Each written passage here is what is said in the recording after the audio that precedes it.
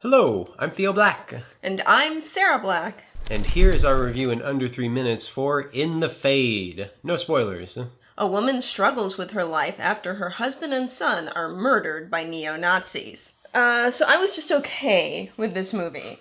It is a message film, which I am not into message films in general because they're a little preachy and I don't like being told what to do or think.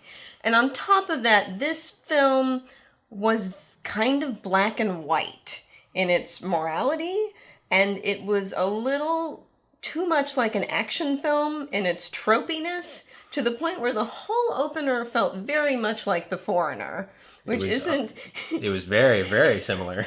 Which isn't necessarily what you want to call to mind when doing a thriller. Yeah, or just when trying to illuminate people's minds to the world. Yeah. I pretty much agree with what you said. I am more of a message film guy.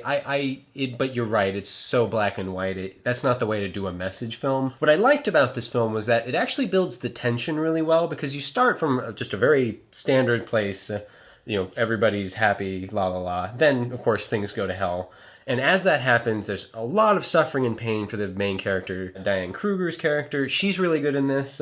But as it goes on, they start doing more unique things with the shots. They start putting our character in situations that are really uncomfortable and really hard to watch. And it really does build this sense of dread and tension in you. Mm-hmm. So I thought that part was really good, even if the message part of the movie doesn't ultimately work. I liked some of that tension early on, her and her family and her in-laws, and kind of seeing what could happen to people in those circumstances.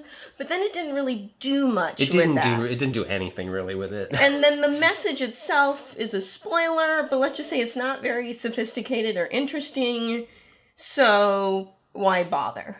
I completely agree.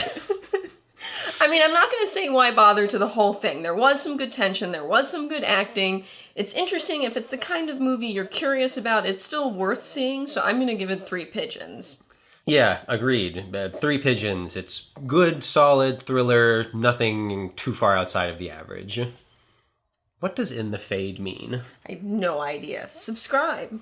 Tell us.